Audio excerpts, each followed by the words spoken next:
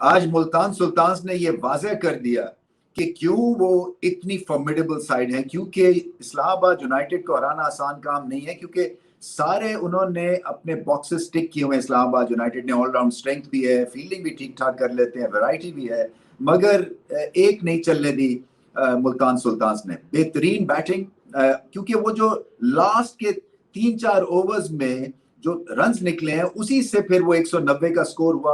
और 190 के स्कोर के लिए चेज करने के लिए आपको पहले 6 ओवर्स में एक स्टेबल प्लेटफॉर्म चाहिए, आपको एग्रेशन चाहिए होता है, जो कि मिला नहीं इस्लामाबाद यूनाइटेड को।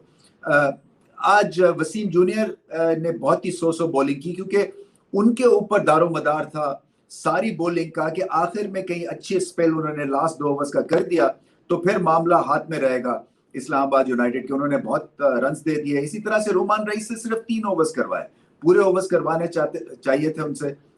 शादाब को बहुत आज मार पड़ी है, सो उनका भी एक तरह से ऑफ कलर्ड रहे वो, क्योंकि विकेट तो ले लिया उन्होंने आते साथ ही, मगर उसके बाद फिर कुछ खास अपने जौहर नहीं वो दिखा सके। सो इसका रिजल्ट क्या हुआ कि प्रेशर पड़ गया इस्लामाबाद यूनाइटेड पे, और प्रेशर वो संभाल नहीं सके, क्योंकि बॉलिंग जो थी मुल्तान सुल्तान्स की वो एक परफेक्ट हैंड था उनकी तरफ से, क्योंकि हर एक ने अपने अपनी कंट्रीब्यूशन की, चाहे वो अब्बास हो बहुत अच्छी बॉलिंग की, चेंज ऑफ पेस लाजवाब था, इलियास ने 2 विकेट्स लिए हैं। इसी तरह से एहसानुल्लाह ने फिर से बताया कि अगर आपके पास शेयर पेस हो तो टेल का टिकना एक तो बड़ा मुश्किल हो जाता है, दूसरा बाउंसर और यॉर्कर बहुत अच्छी लेंथ्स पे उन्होंने बॉलिंग की, और एक तरह से डर सा बिठा दिया हुआ है उन्होंने ऑपोजिशन के दिमाग में कि मैं आपको डरा भी सकता हूँ, मेरे पास पेस भी है, फिर मेरे पास वैरायटी भी है और डिफरेंट लेंथ्स भी हैं।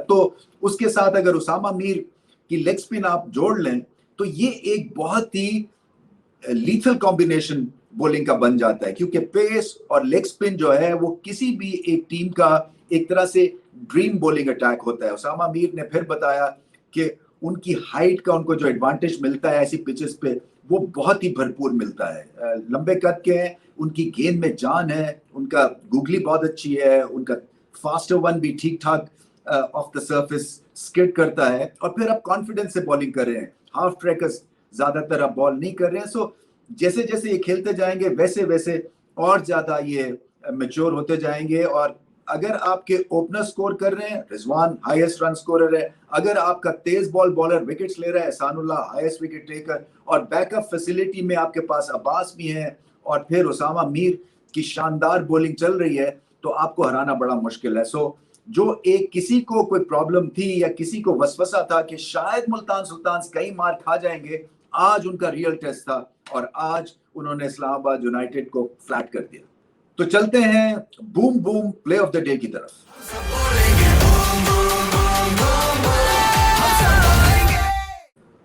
Boom boom play of the day मेरे हिसाब से उसामा मीर।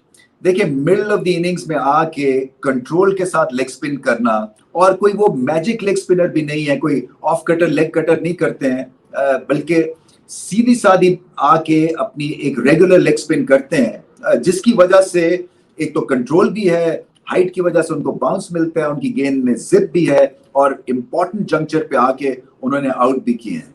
सो अबरार के साथ इनका आगे चल के कॉम्बिनेशन बहुत अच्छा हो सकता है। अबरार भी बहुत ही अच्छी इंक्लूजन थे, क्योंकि उनको जो है मुश्किलात हुई बल्लेबाजों को उनको रीड करने के हिसाब से off the hand. So Usama Mir wickets ले सकते हैं और अबरार जो है वो प्रेशर डाल सकते हैं विद डॉट बॉल्स। तो ये एक तरह से स्पिन का बहुत अच्छा कॉम्बिनेशन बनेगा। But boom boom play of the day में मास्टर क्राफ्ट्समैन बने उसामा मीर।